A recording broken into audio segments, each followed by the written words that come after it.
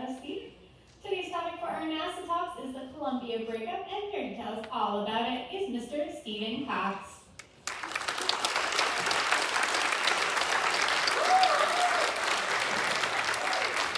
We'll try this a couple more times. I've got this one and one more. Hubble Space Telescope is like the last one, and it's like an hour before you get off. So just bring all your luggage in here when you come down. Pack early, come down here and sit. So that's one thing you can do.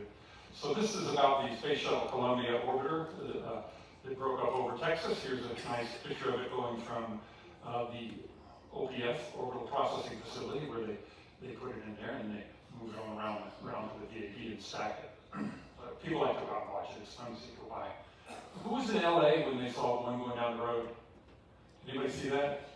There were people on the roofs that reached out and touched the wings and stuff. That was pretty cool. I touched the wing. Don't tell anybody. All right, so this topic is a little tough. There's Challenger, which happened in '89, and there's Columbia. And it's hard to do them both. The first one is bad all the way through, so I can't really, it's hard to do that. I haven't figured out how to do that one yet. This one ends better. You can't end well. It is a tragedy. So we're going to try to do the best job we can to handle it with as much tact as I can. But I also want to tell you where we went wrong and did things wrong, because we did have an accident. So and that's not how we plan things. So did anyone see it? So you saw it break up? Well, don't tell me on TV. That counts. I was in the side of my house, which I'll go through in a minute. But many people were outside watching it and filming it when it happened. So we'll go through that. So I live in Titusville. I'm Stephen Cox. Does anybody remember who I am? I need to go through all that. I worked on rockets for 29 years. I've been on a space station, but it was on the ground. It wasn't in orbit, so I don't know if that counts or not. It counts. I was on it. So, but when I grew up, our house was at the river, and we could see all this stuff. So typically, what you would do when the shuttle came in, if you were out there, you would go out to the runway because you had permission to go out there and watch it come in and land, which I've done. That's fun. If you were at home, you didn't really write down. You knew the day it was coming in general time, but you didn't have to write down, hey, the orbiter's coming in. You just listen. So you'd hear two sonic booms, and you'd look up in front of the sonic booms because it was going pretty fast, and you'd see this thing falling like a rock. It was light. And they literally, the astronauts say, when it comes in like a rock, 240 miles an hour. So I think in the Kennedy one we showed you it landing. So you don't have to do that. You don't have to plan for it. It just happens. But I kind of not had my mind on it. I was working on something and came and went, and then somebody walked in and said, Columbia's gone. I'm like, what? What's that mean? It's like that's in the rocket business when things don't happen like they're supposed to, it's bad. So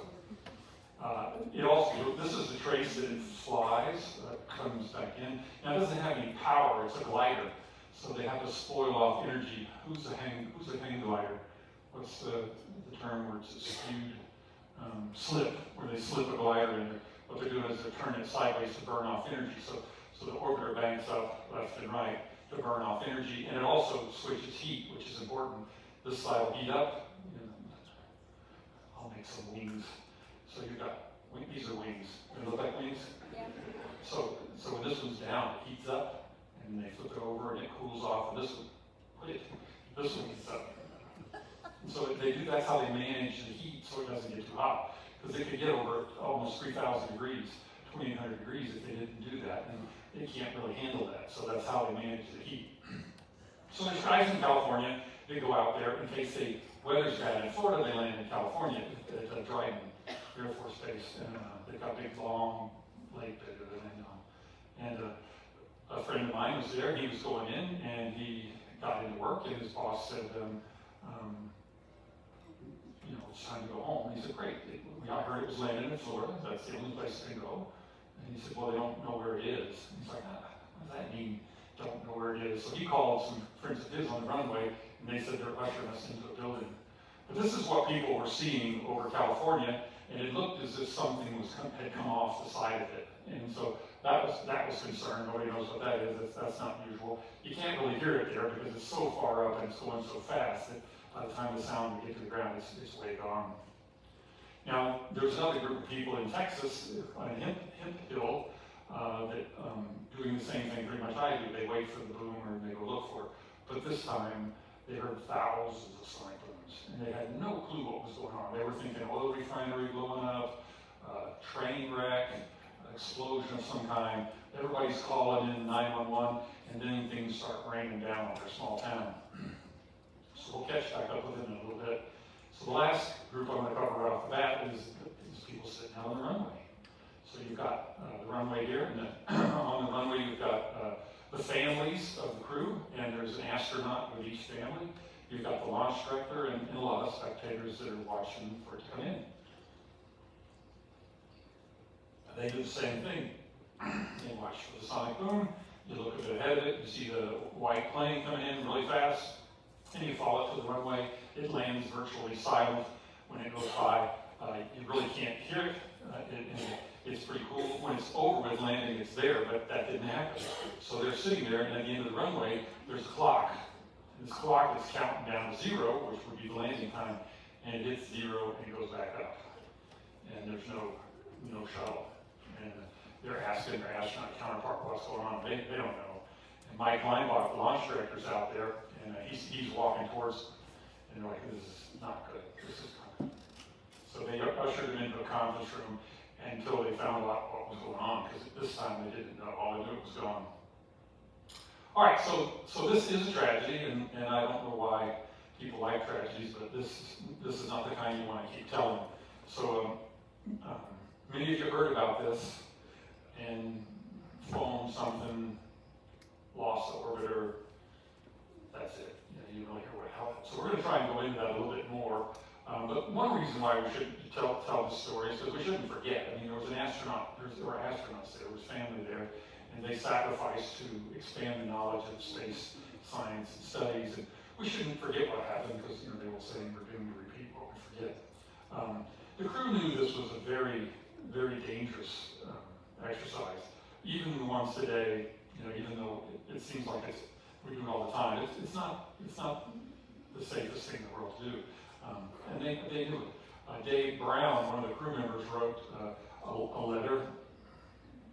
Most of them did that. They'd write some kind of letter to their family or whatever, saying, hey, if something happens. He wrote one, said, if something happens, find out what happened, who did it, go tell them it's okay.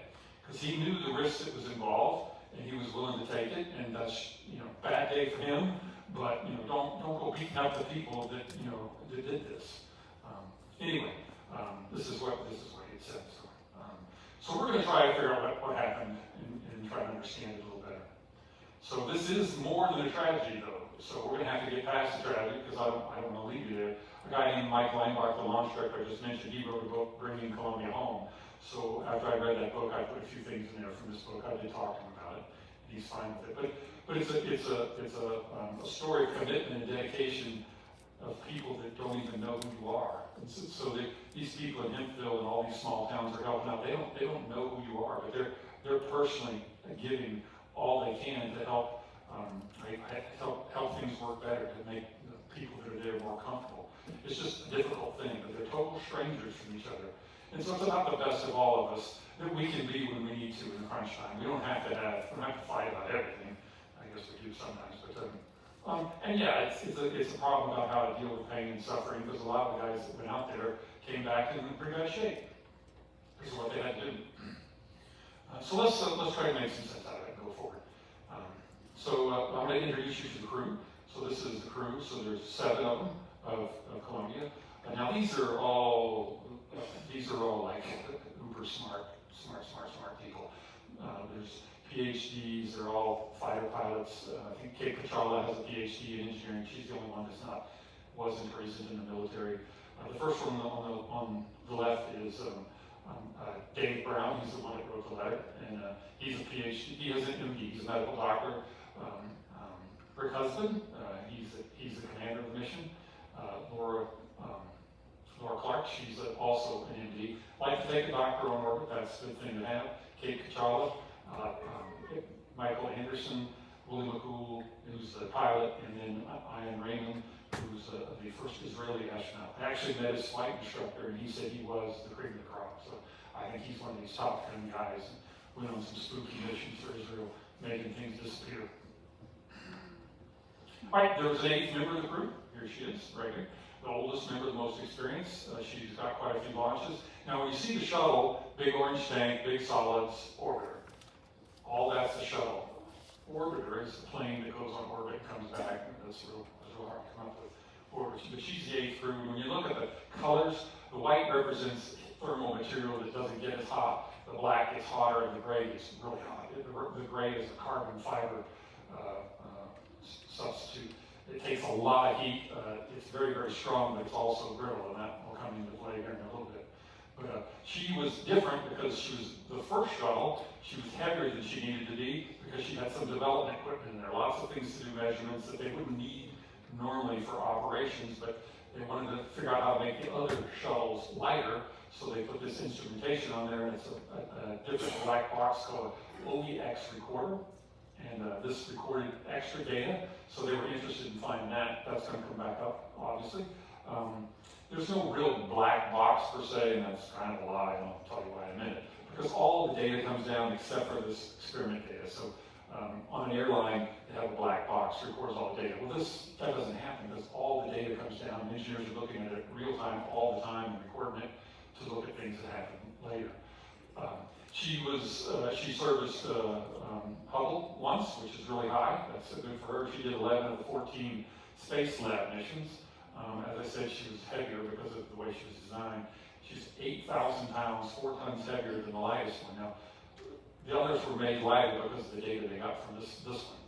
So I'm going to step through this. But it's pristine. If you looked at, and I'll show you here one more slide. I'll go back and talk about some of those as I go through here. This is her in the OPF, and you can see all the different colored spots on her. That's where a foam has hit her, or something has hit it and damaged the foam, and they've replaced it over the years. You can see it's kind of burnt around the entrance. That's where they go in, so it's kind of burnt around here. They don't give it a bath every mission, so if you've ever seen Elon Musk Falcons, they're like burnt. So, and this is what it looks like, so you can imagine the whole vehicle is taken care of like this with great pride. People who worked on her because she was different, like her. People who didn't work on her, like, I don't have to learn new drawings and everything, everything's different. So there were people who liked her and people who did not like her. So it kind of worked out that way. This is the rest of the team, but it's not crew. Inside the launch control room, there are 100 people on console, and they rotate them, so there's different positions. This is one of the jobs that I did. So you look at data, during testing, evaluate every dot and tittle of every system to make sure it's operating perfectly. Then you bring it out to launch. They run through the whole checklist of everything that's working, make sure everything's going to be go for launch. As they get down, there's so much to check that it starts to do it electronically. In the last 10 minutes, everything's just running through thousands of measurements. Hundreds of thousands of measurements are being checked every second. These things are just routed. If anything kicks out, it stops the launch. You've seen that happen a few times to make sure it's ready to go. And then if everything's good, nobody has to press a button. It takes off by itself. But anybody in the control room can say, hold, hold, hold, and stop it if they see something on their console. So not only are these people there, but they have the same group of people out at JSC, Johnson Space Center, and they take care of it once it gets above the pad. They take care of the flight. So from the above pad to orbit, they're in control, and on orbit, they're in control, and on landing, they're in control. Same number of people, same spooky smart people. Some people from JSC go out there, some people from JSC come here. They swap back and forth. When I've done it, I used to fly out to Vandenberg and launch out there, and then fly back to Florida. I've done that on the same day, launched at Vandenberg, and the next day I launched from Kennedy Space Center. All right, so I showed on the Apollo one the other day, people coming out of the ONC after suiting up, and this is them coming out of the ONC. Band, which will take them to the pad. This is a crew coming out of their crew quarters at the unit on the 3rd floor of the operations and checkout building. All of our astronauts, of course, are now suited, and they are getting onto the elevator that will take them down to the ground floor and to the astronaut band, which is waiting for them.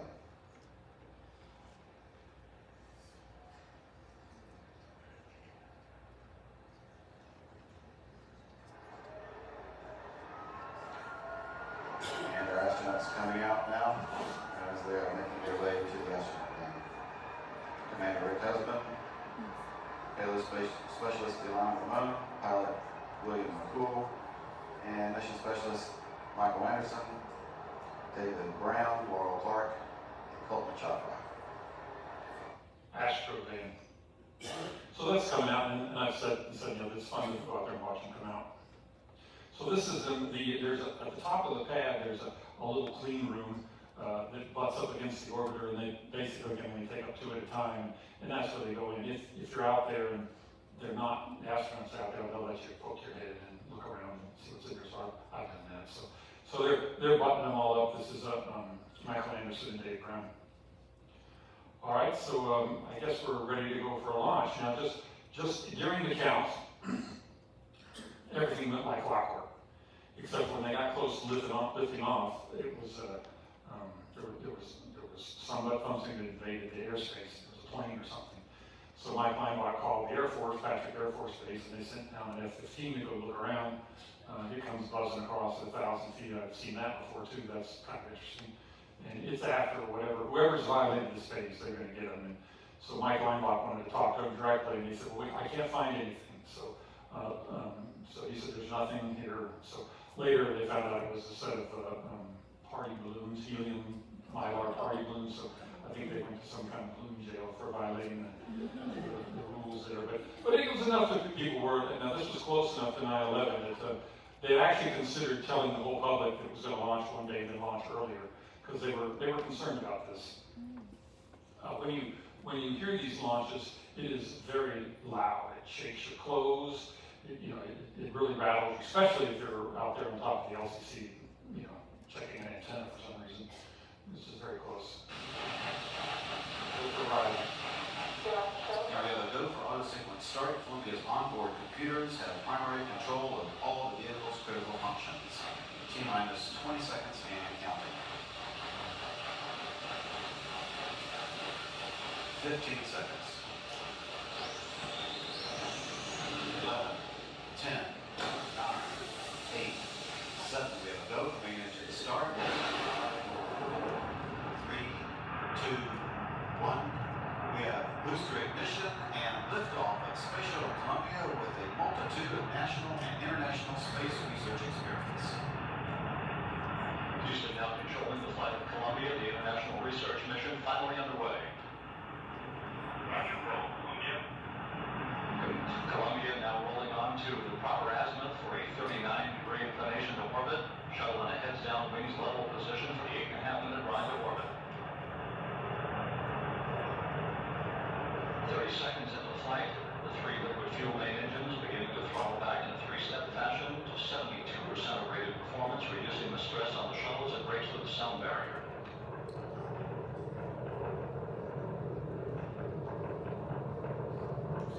So I'd love to play the whole video. Columbia already 2.5 miles downrange from the Kennedy Space Center, 4.5 miles in altitude. The main engines beginning to rev up to full throttle, 104% of rated performance.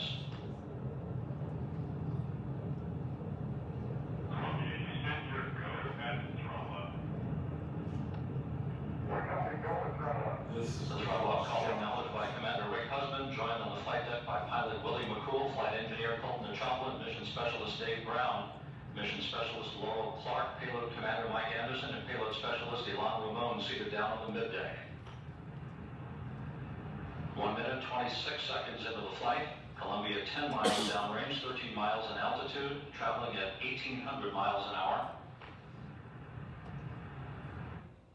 So just for numbers' sake, the 3 main engines put out 500,000 pounds of thrust each, so that's 1.5 million pounds of thrust. The solids put out over 3 million pounds each. So when they light the solids, so they light the main engines, then they go there. It's not nowhere near enough pickup. When they light the solids, it goes. It picks up and goes. So we're on orbit, so no problems getting up there, if they know it yet. They break into 2 teams. They're going to run 24 hours. What are the names of the teams? You guys are geniuses. I'm not giving out pictures for that. Unless you want the little round ones, I can do some more of those. All right, so red and blue team, 2 teams run all night long, 24 hours a day, and they're going to do it for 16 days. So this is what they're playing in. So you've got the crew deck, which is up here. This is where flight deck, that shows up there. That's the flight deck. Mid deck, there's another deck below it. That's why it's called mid deck. This is where they live, eat, breathe, and do everything. They go through the tunnel, and they got space hab back here, and that is the best part I could come up with, is knobs.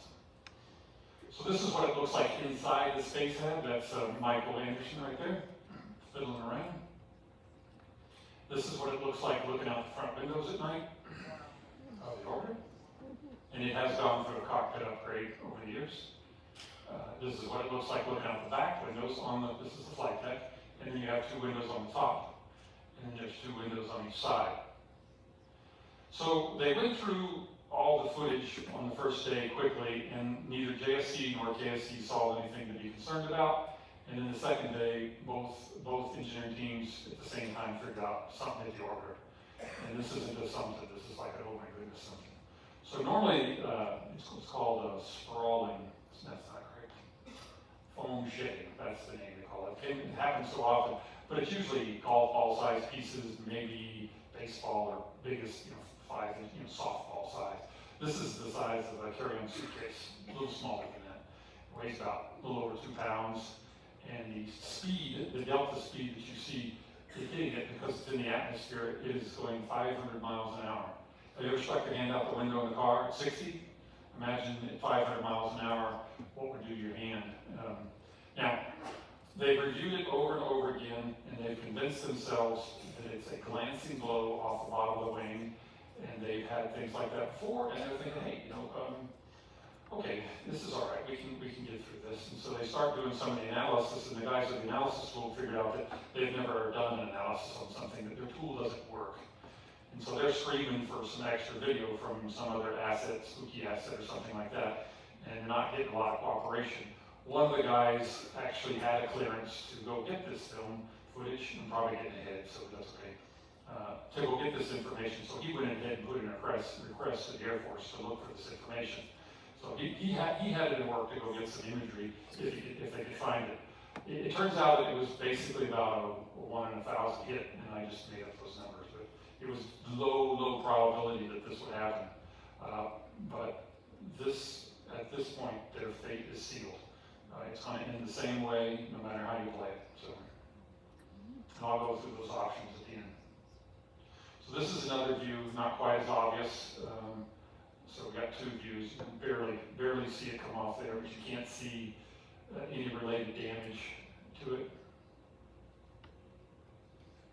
But there's now a basketball-sized hole in the wing in that reinforced carbon leading edge.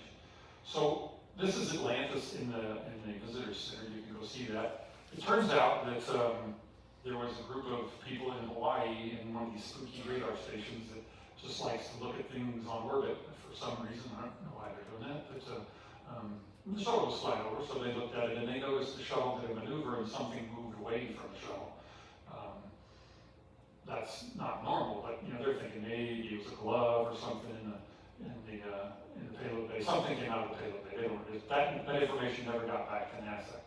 So the engineers are still screaming for data. They're looking for data. They want to find out what's going on. There's some data when the external tank separates, because they filmed that, and then that data never came down. So they never looked at that data.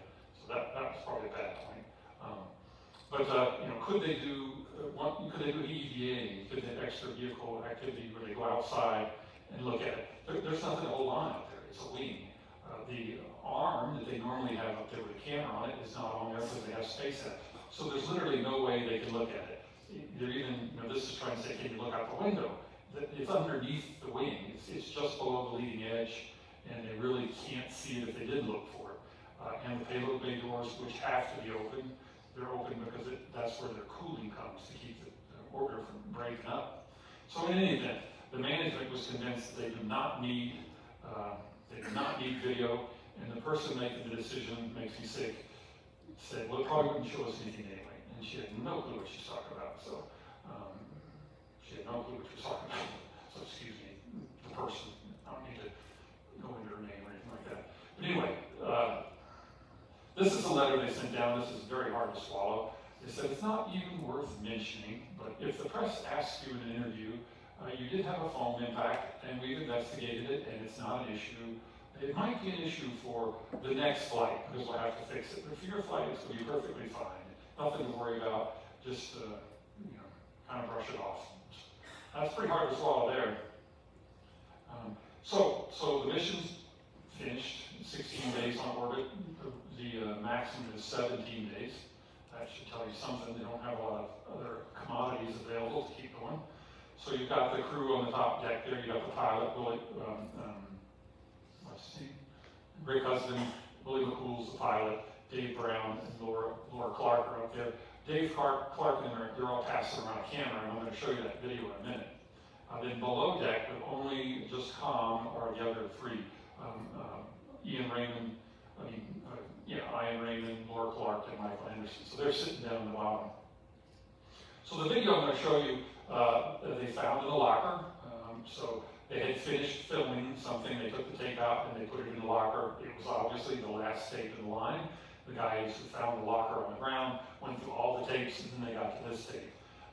As far as we know, nobody ever found, as far as I know, nobody ever found the video recorder if they put another tape in or what. So it goes up to about a couple of minutes before the accident, and it quits. So that's not available. So Rick Husband and Willie McCool, they're up there, and they may have noticed something was going wrong. The ground had seen something, that there were some things that they were worried about, and asked them some questions. There were some switches that were moved that would not have normally been moved. There was a slight, let me get out my orbiter here. There was a slight yaw to it. Yaw is flying straight, the drag the wing would pull it this way, and the vehicle would straighten itself back up. So that's yaw, if anybody knows what that is. So it had a slight yaw to it because of the whole wing. Now that was on the data, but they weren't looking for it. It really wasn't out of tolerance because the vehicle kept correcting for it. So the last words they heard were Rick Husband saying, Roger, I'm going to check that out, Roger, and cut off mid-sentence. So that was the last thing. But when you look through this video, a couple of things you can just notice. The windows, there's plasma jumping off the windows. That's very hot gas. Their gloves and their helmets are not airtight. They're even asked to check their windows. And one even says, I'm glad we're not outside. So a little bit hard to watch, but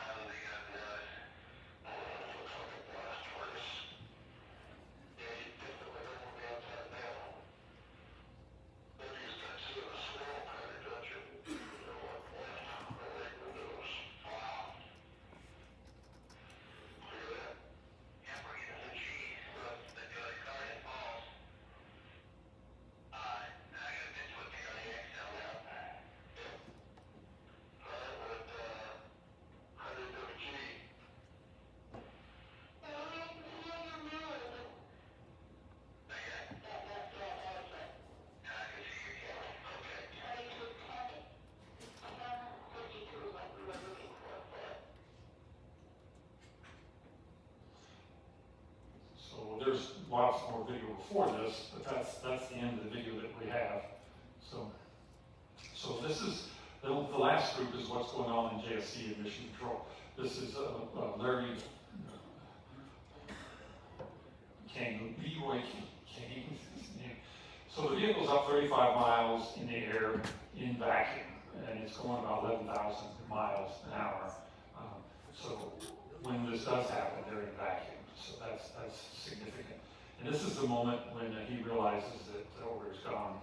Columbia, Houston, UHF, prompt check. DC flight. Flight DC, lock the doors. So they normally have a data outage, and they're waiting for them to come out of that data outage, and they just don't come out of it. And so they're trying to figure out what's going on, and we're going to go over some of the data here in a minute. But the reason he knows is because an astronaut was outside, and on the television was showing pictures of it break up. And she walked up to him and said, it's gone. Go ahead and lock. That means, lock doors means don't touch any of your data, don't move anything, we're gonna have an investigation, everything stays where it's at. I've been in the unmanned world, I've been the person that locks the doors. They say lock the doors, I tell everybody to lock the doors, I go around and collect everything and make sure nothing's lost. So, anyway, so this is the moment he figured that out, and that's why he ordered. This is an interview by Wayne Hale. I'll play you because it's significant. And this one kind of upsets me a little bit too, but I had to play through it a bunch of times in my head. On his blog, former shuttle project manager Wayne Hale revealed that John Harpole, director of mission operations, told him there's nothing we can do about damage to the thermal protective system. If it has been damaged, it's probably better not to know. That being said, there was at least one NASA engineering manager, Don L. McCormick Jr., who told mission management team member Linda Ham that he had concerns about the issue. Despite this, he was told by her that it was no issue for this mission. So that's tough to swallow, but now I have some hard questions for myself. It boils down to a couple of things. So the engineers want to know, what happened? What's the damage? How bad is it? Did it hit? They're trying to figure out data-wise. The management wants to know, is it going to be okay? But the management turned around and made this decision that it was okay without the engineering data, because they didn't have any pictures. So there's really nothing for them to base their decision on, but they made it anyway. So now I watch it, I'm upset, and then I ask myself, well, what if I was a manager? What if you were a manager? What would you call up and tell these people if you knew there was a hole in the side of the wing and there was two ways they were going to go? That's a tough question to answer, isn't it? And then, if I was a crew member, what would I want to know? You're going to sit there for 2 weeks knowing that your two options, they're not neither one of them are good. So I talked to someone on a cruise that I was on, and they came up and said, we're a space station, we fixed that. We bring the crew in, the whole crew, they all have to decide together. If you're going to get this kind of bad information, what do you want us to do? How do you want us to tell you? You just want to come out and tell you? You want us to not tell you? In this case, they made the decision, but they really didn't have enough data to make the decision correctly. So they didn't know there was a hole in the wing. So basically, it boils down to on February 1st, 2003, they lost their order after 16 days. Columbia, it was lost and burned up.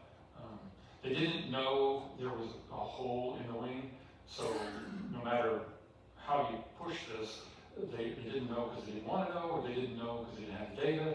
They didn't know, so no one was sitting back saying, oh, there's a hole in the wing, we're not going to tell them, because that would have come out. And it happens so much, they have a name for it, foam shooting. But there's 2,000 plus degree plasma entering a wing with a lumen in it, and it can get up to 2,800 degrees. And so, the order broke apart very quickly, considering the speed was at and the damage that it suffered. The crew really did not know what had happened. They had, to the best of our knowledge, they did not finish buckling up their suits and putting their helmets on. So as soon as the orbiter would have cracked, it would have let all the air out into a vacuum. So it would have been quick. So here's the engineering data, and I've looked at this too, and some of this is hard to look at. There's a quad view of the engineers sitting on console, their engineering data, the animation of what's happened, and the real time of what's happened. So you can see all of them at the same time, and what they're seeing is these sensors on the wing are starting to drop out, and they're not related. They keep asking the question, well, how are these things dropped out? Why are they related? There's no reason why these things should drop out. And it just more and more and more sensors kept dropping out. And then they lost tire pressure, and they're like, that can't happen. And then the landing gear said it went down. They said that definitely didn't happen because the way the vehicle was flying, it can't be down. But what they didn't know is there's a hole in the wing, and you can see the animation there where it's going through. And it kept it was surviving it until a panel back here on the back of the wing, back over here, one of the top panels on the top of the wing blew out, and then now it had a straight path in and out, and it just sawed the wing right off. Of course, when the wing came off, it violently turned, and the other wing came off, and then the fuselage broke away from the order bay.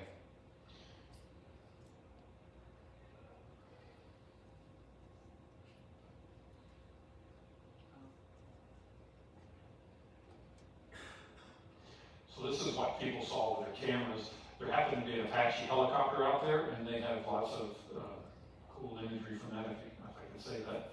So the three on the bottom there are the main engines. They're made out of titanium, and the top piece is a crew module.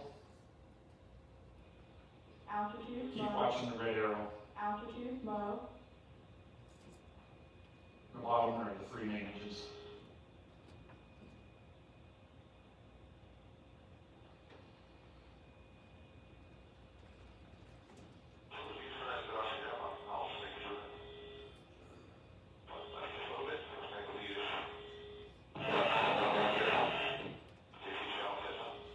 The top one's the crew module.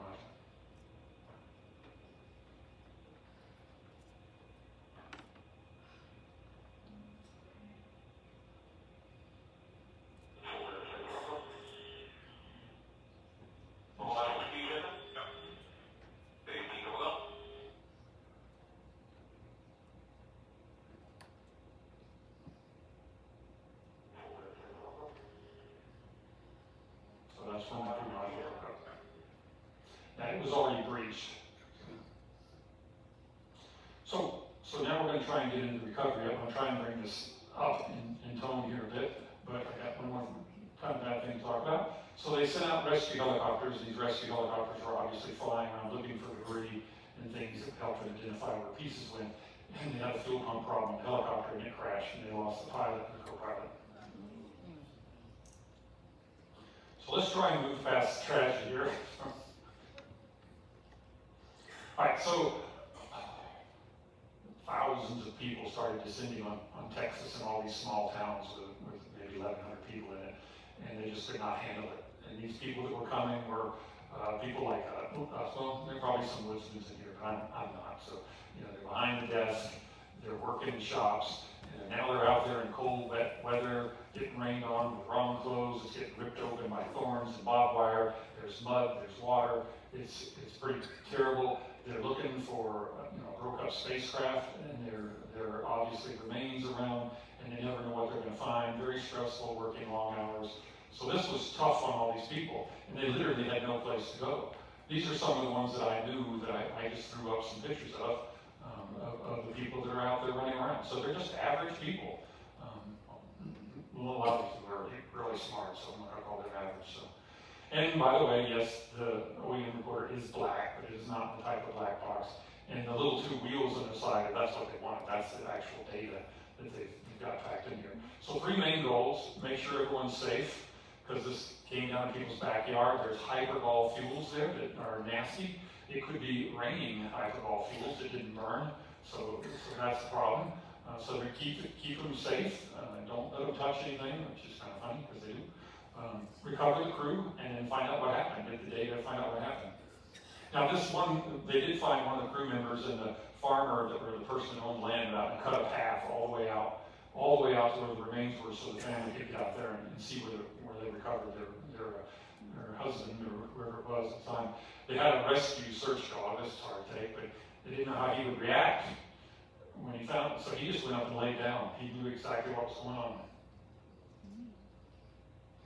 So a bit of squabbling between agencies. Finally, I think the president stood up and said, hey, NASA KSC, you take charge of the recovery. We're going to let the FBI worry about the remains and do the investigation there. And so finally got all that worked out, but it's still, you can see, how bad it is. You come back, and it's cold, so it's January. So these are them out in the woods looking for things, and they walked in lines, and there was a guy that was always yelling, stay in line, stay in line. I've talked to people that have been out there. I didn't go, but they have to, so they check in the ground as they walk, and it's over 2 million acres they're going to walk. It's 10 miles by 220 miles they're going to walk. Right? People were sleeping in their cars, and somebody knocked on the window, come to my house, sleep in my house, I'll feed you, take a shower, clean your clothes. This was just, they don't know these people. People were donating food. Somebody made a cake, and no one would touch the cake.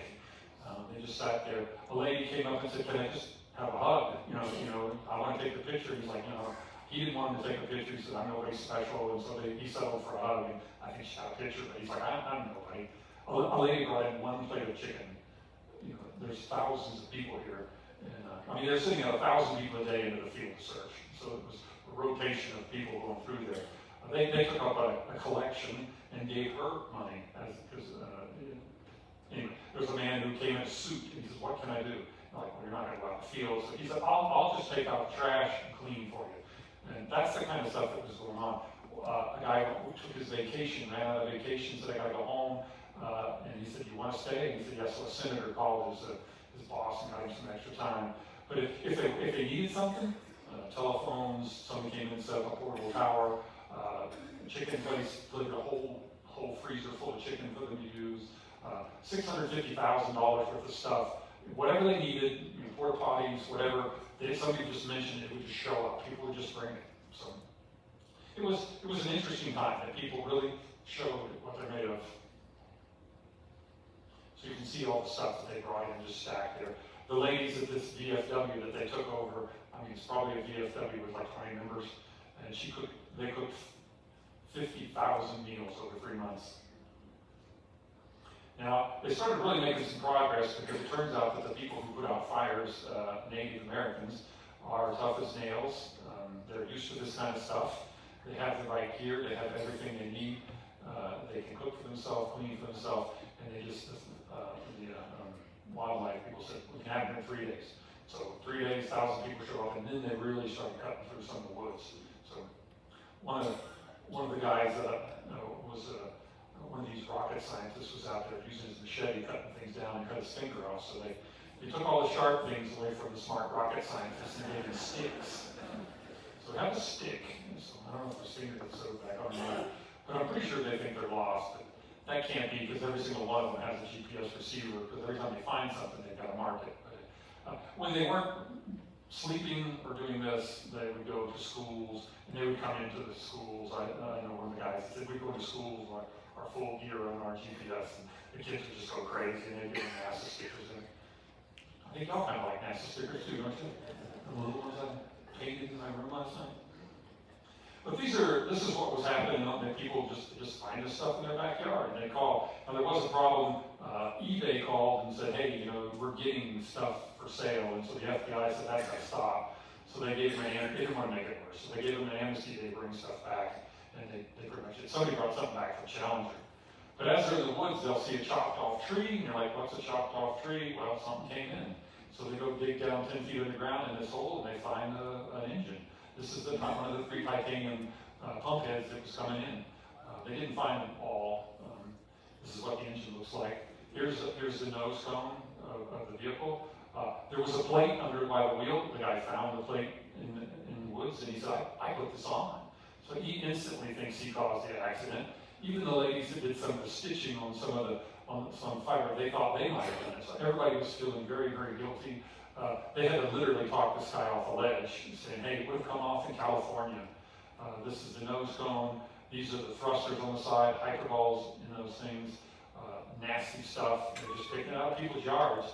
They tried to get everything out of the area so that the schools could open, and they were using their school licenses too to move around them. So a little bit of a hustle there. But the landing gear, here's what it looked like.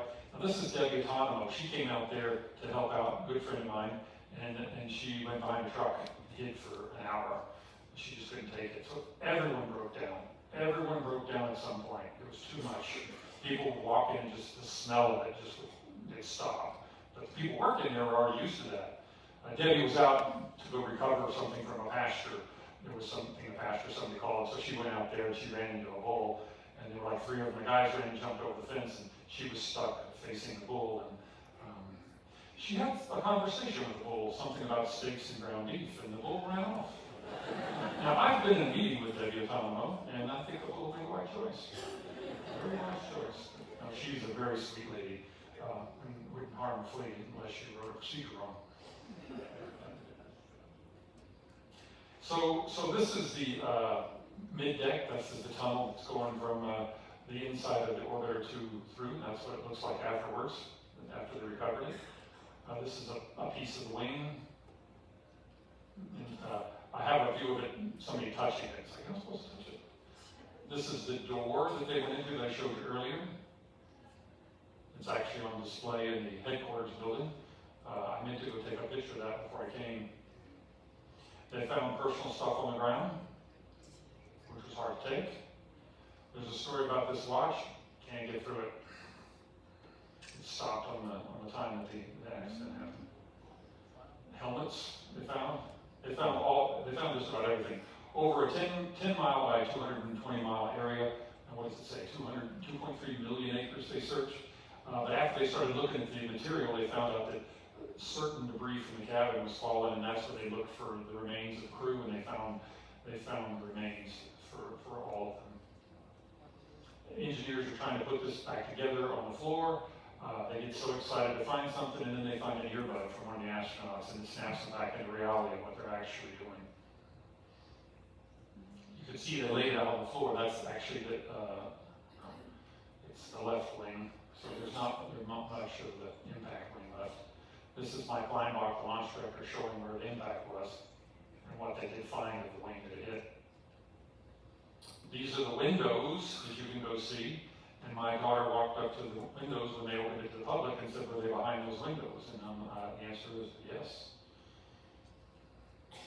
Now let's quickly get to the what happened. So this piece of foam here in the bottom is what they think came off and hit it. So they didn't know for sure up to this point. They were saying it wasn't foam, it wasn't foam, it wasn't foam. So they made a gun and they started shooting pieces of foam at the wing. So no doubt after that point. But it was a glancing blow, and you see it break up just like you think it might. And it put a big hole in the wing. They did not think it would happen that way. So a couple of options. Could they go to space station? They weren't in the right orbit, so they couldn't get there. They didn't have near enough power. Could they fix the hole in the wing? There was no way to get out there. It would have been one astronaut holding on to another. They really didn't have to fill it with water, let the water freeze. Duct tape's not going to do it. 2,000 to 2,800 degrees. It's just not a viable option to fix it. Afterwards, they did practice some small repairs from space station. When they went to space station, after this happened, they did practice some small repairs with a cock gun or something like that. Jettison Space Lab to reduce the weight. No way to jettison Space Lab. Try a different re-entry profile. Break out my order here. Come in a different way. No way to change the end. The last one was, could they attempt launching Atlantis? If they had made a decision, Mike Leinbach, the launch director, said if they made a decision in the first 2 days they were up there, which they didn't even know they had a problem until the second day, if they'd made a decision 2 days before to go get them and to cut their rations down so they could stay alive long enough for them to come get them, not only was it very marginal they could do it, but they would have had to risk Atlantis crew because they would have to cut so many procedures. So it really was not a viable option to do that. So some final thoughts. It was the foam that did it. They had changed the way they did bonding from the factory recommendation. Not saying it wasn't a good way, but that could possibly be it. Moisture could have got behind it and puffed it out and made it break loose. The crew, did they suspect things? I talked about that maybe a little bit first, but it happened very, very, very quickly. Vacuum and vacuum hygiene maneuvers, not much they could do. Everyone who worked this worked with great pride.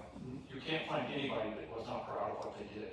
Upper level management was arrogant. They did make some decisions. Hey, we've flown this thing before, we've had impact before, we got it at that time, we'll get through it this time. And that was kind of the rationale. Engineering, even though they weren't getting any engineering data, because they cut it off. They cut the request off, which was bad. Engineering said, okay, we don't have the data, but let's figure out what we would do if there was a hole in the wing. So they didn't come up with the answers, but it was very difficult for everyone. They had separate funerals for most everyone. Some of them are buried next to Challenger in Arlington. And the final resting place for Columbia is in the VAD. This is Mike Chinelli. I've been in there a couple of times. If you ever get a chance to do that, to go in there and see it. It's all, you can see everything laid out. A lot of it's in boxes, but they did recover 82,000 pieces of material, about 85,000 pounds. They thought they were only going to get 10%, but they ended up getting over 30% back. So they found quite a bit looking for it.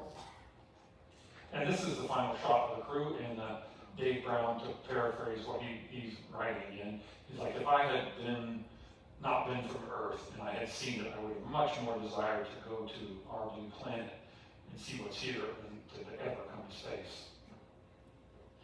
So that's what I've got, and I'll take a few questions. I got close to my time here, so I'll take a few questions, and this time I'm giving out pictures for questions. So I'm going to come down here. I'll keep my clicker just in case something comes up that I need it. So whoever has a question, start questioning. How far was she up when she actually... 30 some miles. 30 some miles in the air until I was getting to the end of the cruise, because I'm getting way more pictures. 30 some miles going 11,000 miles an hour. So, now there wasn't as much air, so it's not exactly like being in the air down here, but it's still very difficult. So we're in the blue, yellow here.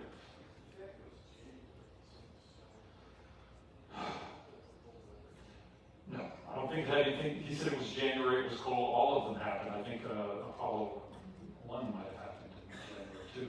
So Challenger and they all happened in January. I don't know what's bad about January. It's not my birthday, that's my daughter's, but I want to do one over here and then I'm going to go to the other side. And then I'll try and get back up that way. Well, 3 months is, so how long did it take to lay everything out? They worked on the recovery and reconstruction. They had to clean everything to make sure it didn't have any nasty fuels on it. And then they baggaged it, took it back to Florida, laid it on the floor. But they continued looking at it for months after the recovery effort. But it took quite a bit of time. There were things that were stretched out that didn't look like anything they'd ever seen. And so they had no clue. Yours, and we're going to the other side. Did they make significant changes, you said? I didn't hear that part on the foam or for the next follow-on mission. So when was the next follow-on? So that's a good question. The question is, what kind of changes did they do? Well, they went through the procedure on how to do business. So no longer these snap decisions without engineering data. They obviously looked at how they rebonded things. The piece that came off, I think they just stopped putting it on there. So we'll solve that piece by not putting it on there anymore.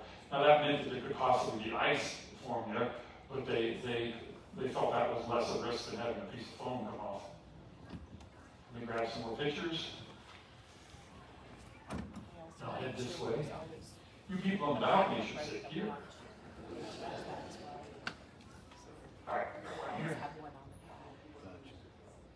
So, the one, I'll tear that picture in half. So the question was, did anyone lose their job? Okay, they stayed employed, but the one engineer that called off made the question to stop looking for imagery, she was definitely demoted and fired from her position. So I'll give you a sticker later. I'm just now learning to walk.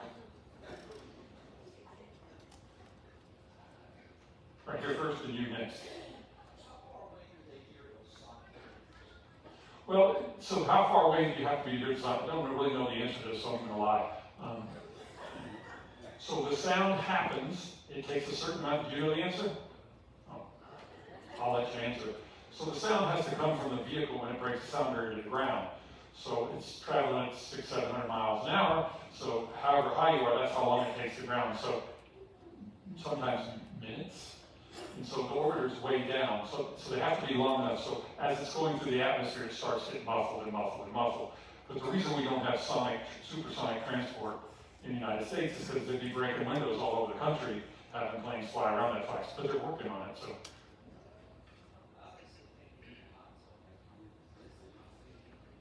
Yes. So this question, are they still finding parts? I think it was less than 5 years ago they found a big chunk of Challenger on the beach in Cocoa Beach. There's a place on the Air Force side out there that you can go fishing if you're an employee and have a badge. So I went fishing, looking down the beach. But if you find something, you got to turn it in because it's part of a crime scene. I'll take yours and I'm like, you're Scotty from Star Trek. I'm going to come up there and get you, and that's probably about what we have time for. Anybody who didn't get a picture that wants one, come see me and I'll see what I can dig up and find. Might be a little round, but